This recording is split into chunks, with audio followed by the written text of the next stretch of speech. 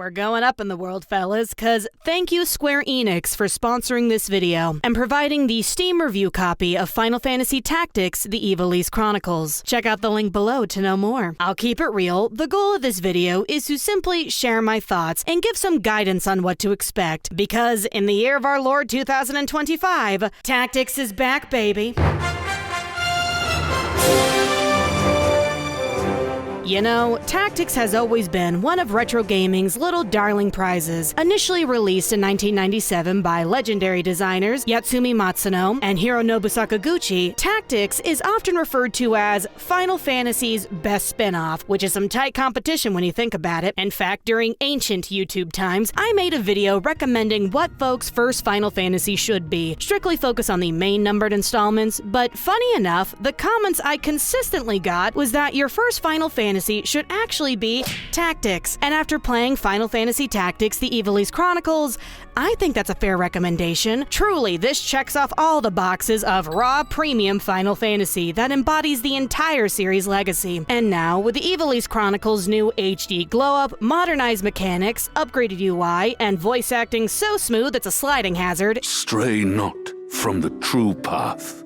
It has never been easier for curious gamers to get into this classic, and I mean that literally, because this game comes with two versions. The classic 1997 release, faithfully recreating the initial experience, but featuring the preferred War of the Lions translation, and the fully glammed up new enhanced edition. Obviously, I recommend playing the new shiny version for first-timers, as this is the one I'm gonna be focusing on for the video, but for you purist types looking for a straightforward port with all that delicious 90s dust, fear not, the nostalgia is included. But how did Tactics earn the title of classic to begin with? Well, a lot of the praise and staying power comes from the game's bold and brash political drama. Taking place in the medieval kingdom of Ivalice, the story is framed through a retelling of the Durai Papers, a once-hidden historical document claiming to be an alternative account of the War of the Lions. It mainly focuses on the endeavors of Ramza Beowulf, Wonder Boy protagonist extraordinaire. Being the youngest son of the respected noble house Beowulf, the story follows Ramza through all of his trials, tribulations, and contributions leading up to the War of the Lions and beyond. You see, the Kingdom of Ivalice is a power struggle, claim to the throne mess of an empire, held together by aristocratic popsicle sticks and royal wannabe glue since the king's passing. After signing a peace treaty to end the exhausting 50-year war with the neighboring country Ordelia, Ivalice found its commoners and war veterans tired, poor, and pissed off at the powers that be for dragging them into a disastrous 5-decade-long predicament.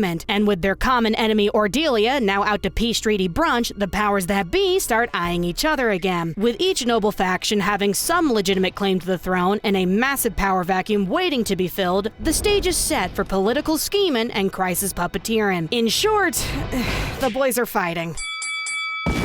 However, in the midst of all these hierarchical power plays are the boots-on-the-ground warriors getting the jobs done. This is where Ramza comes in after joining the Northern Sky Knights, tasked with keeping the peace and kicking the pants off of disgruntled rogue mercenary groups. Alongside him, though, is his close confidant Delita, a commoner adopted into nobility with lofty ambitions and understandable resentment and trust issues. The story initially focuses on the fallout of the 50-year war and the rising tension between factions, with Ramza and Delita contemplating a potential career change after taking down so many war-ravaged, poverty-stricken vets. What have I become?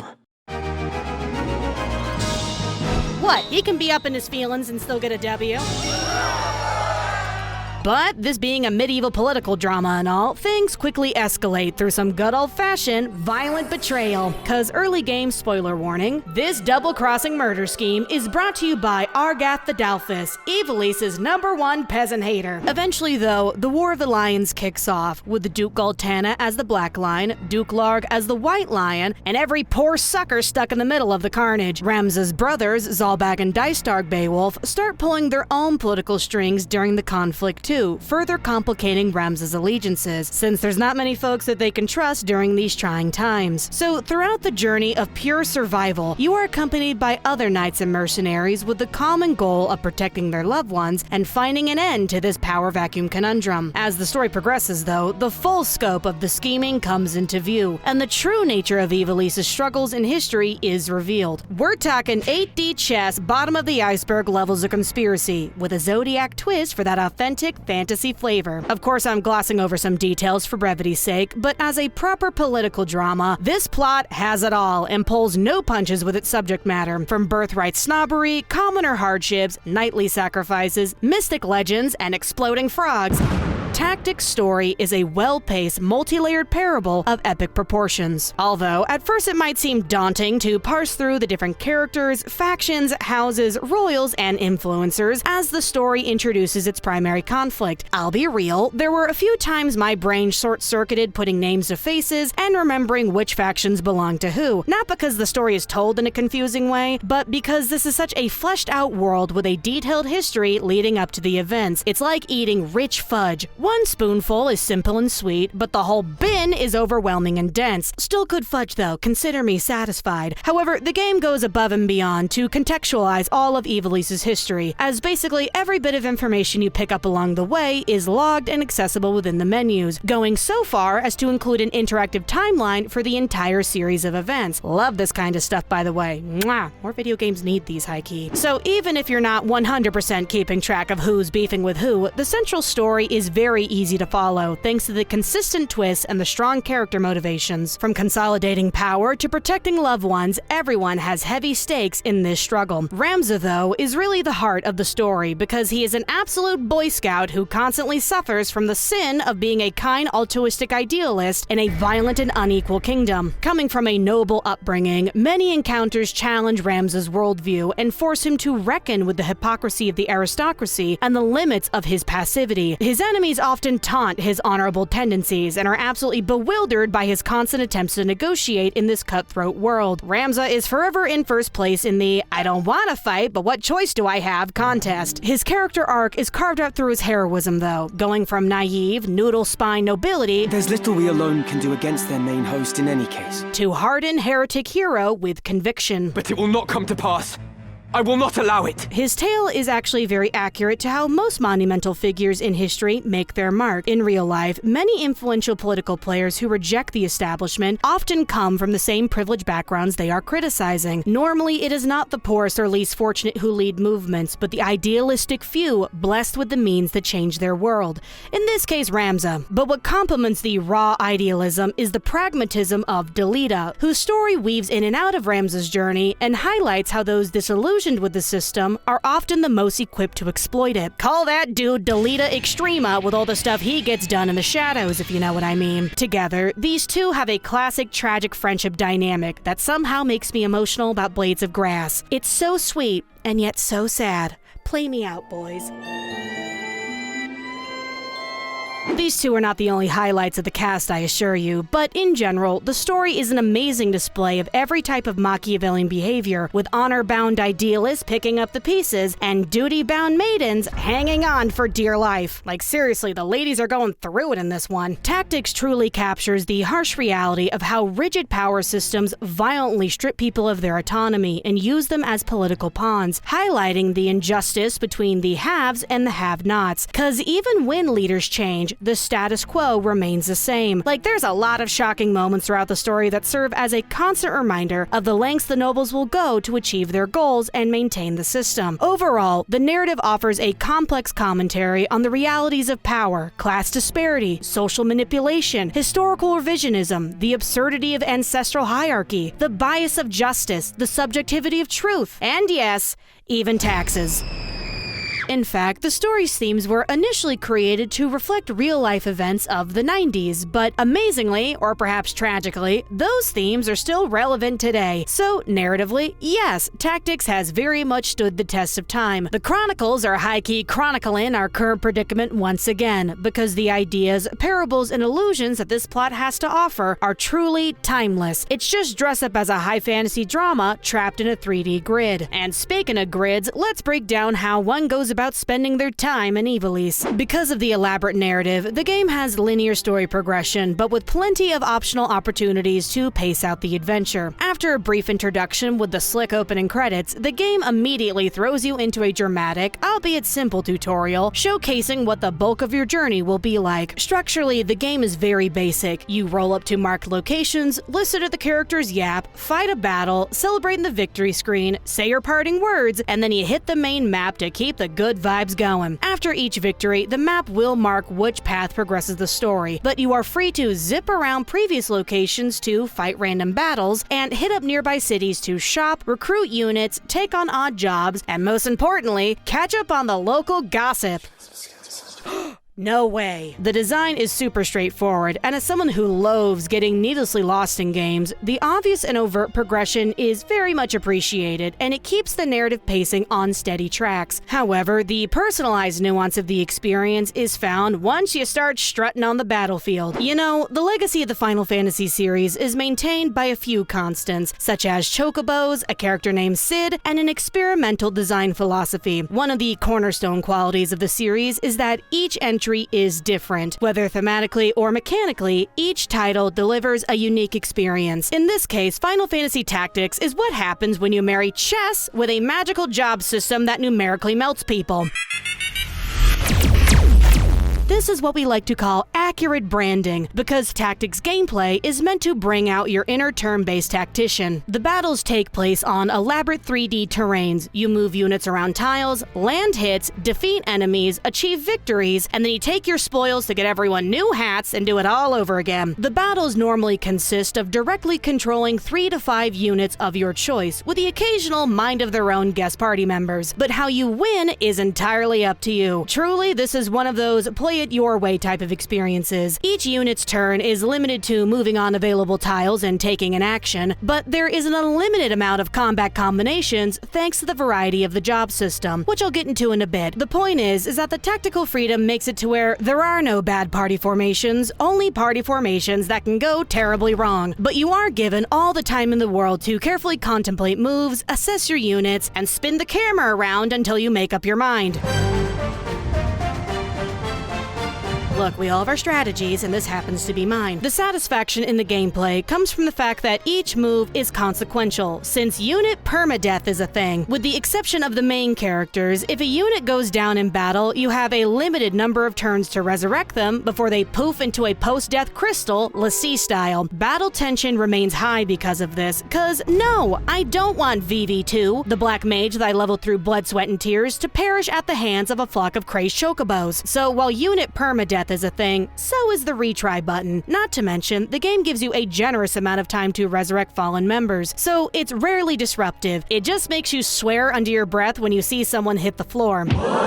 There was even an instance in my playthrough where I barely beat a hard battle and lost like 3 of my best fellas in the process, but I kept rolling because a W is a W. Rest in peace, my fallen warriors, though. Amen. The catch with maintaining a powerful party is that you need experience points, which you only get by actually doing something in battle. Tactics does not reward being silly on the sidelines, so it is best to put everyone to work, even if the action is redundant or benign. You do reap what you sow out here in Ivalice. Because of that, though, there is a low-key grind to this game. Like, if you brute force your way through the story with no unit prep and proper leveling, yes, you will eventually get numerically slammed in by the enemies, but the grind is kind of the appeal since you're building your units your way, and progress is rather quick with certain abilities and accessories. Simply diversify your units and put them to work to see quick results, cause remember, it's not your experience points, it's our experience points. But what helps keep combat smooth and rewarding in the Ivalice Chronicles are the new enhanced quality of life features. Little things go a long way, so with adjustable difficulty settings, autosaves, more visibility when placing units, a top-down tactical view, and a dedicated speed-up button to zoom through any repetitiveness, long gone are the annoyances that can throw off your groove. Although, this is the type of game with an inverted difficulty, since you start off having very limited abilities and job variety for any unique power plays,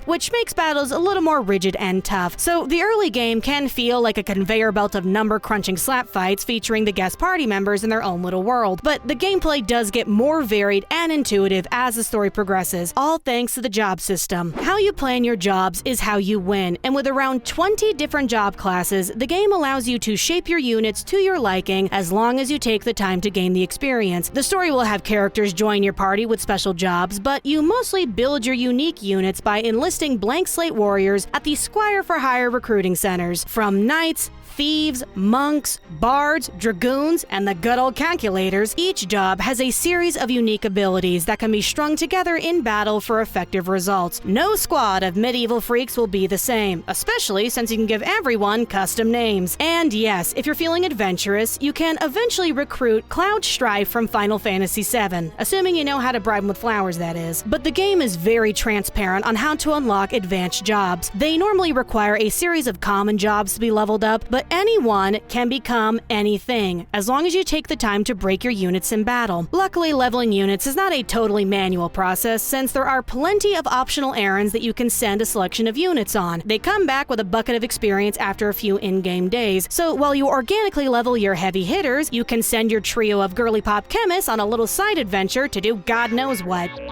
Of course, the final knot in this gameplay bow is shop him. When you're at the mercy of numbers to make the difference, having up-to-date weapons and gear is a necessity. Yes, the perks on that purse will save you. With all of the potential recruits and job abilities, there can be a lot of micromanagement, but if you're not keen on meticulously picking out each individual piece of gear, there is a nifty Optimize Equipment button in your menus and a fitting option at stores that instantly slap on the latest and greatest. Convenient, but at the end of the day, Tactics gameplay shines through the variety of the job system. It is a system that rewards your tactical efforts with cohesive battles, swift victories, and eggs. No, seriously, early on you pick up an egg that seamlessly hatches an endless amount of chocobos in your menus for some reason. So if you're looking to charge the gates with an army of oversized chickens, the Ivalice Chronicles will not disappoint. Time to our way out of another one, boys! So that covers all the mechanical happenings of Tactics, but moving into the superficial features that cover the rest of the game, the presentation. For the record, the footage you are seeing was recorded at 1080p 30 frames per second, but the game ran at a smooth 4K 60 frames per second on PC. In short, it's very pretty and as crisp as a 3D breeze. Now, it does not take an insightful eye to notice that Tactics has a very particular art style that reflects the era that it was made in, but it's actually to the game's benefit that it looks kind of adorably retro, given how tragic and dark the plot can get. Some of the dire narrative tension is eased up a bit once everyone starts strutting on their invisible treadmills. Also, while the 3D terrains are essentially hanging out in the skybox void, the landscapes are lush enough to not shatter immersion. Plus, it's really cool when certain moves spin the whole map around to accentuate an effect. It is a simple, distinct, but effective style that definitely helps maintain the total balance given the subject matter. But the presentation enhancements is really where the Ivalice Chronicles shines the brightest. You know, I often refer to the tendency to directly compare and contrast versions as observing a product with the third eye ultra view. This comparison clarity is enlightening when determining which version is better or faithful, but it is not always applicable to one's actual gaming experience, since folks can only play one version at a time and are wholly reliant on memory to paint a contrast picture. However, we can still look and see that the Ivalice Chronicles is absolutely serving, with new detailed textures, dynamic lighting, animated character portraits, and pristine high fidelity. The world of Ivalice has never looked better. It's also never sounded better because the entire game has been beautifully dubbed by a talented cast that elevates the storytelling to new heights. It isn't proper that you should mix with such as he. Surely you see that?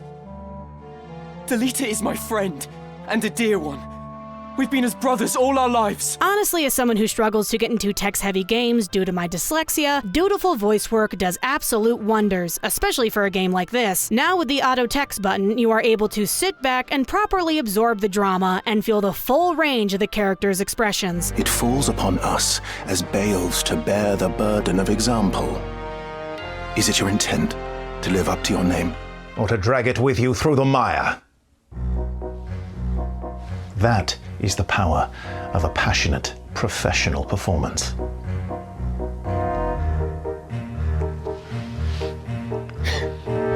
It's not really my brother. It's a Moogle that I've also called Ben Starr. Thank you, award-winning actor Ben Starr. Very cool. And of course, you can't talk about the sound with at least mentioning the music. All in all, Tactics soundtrack is very tonally befitting for a medieval setting. The melodies have range, but I wouldn't say it takes any bold swings. It just sounds good. However, shout out to the theme that plays during a lot of the bosses for making me feel like the most conniving little strategist ever.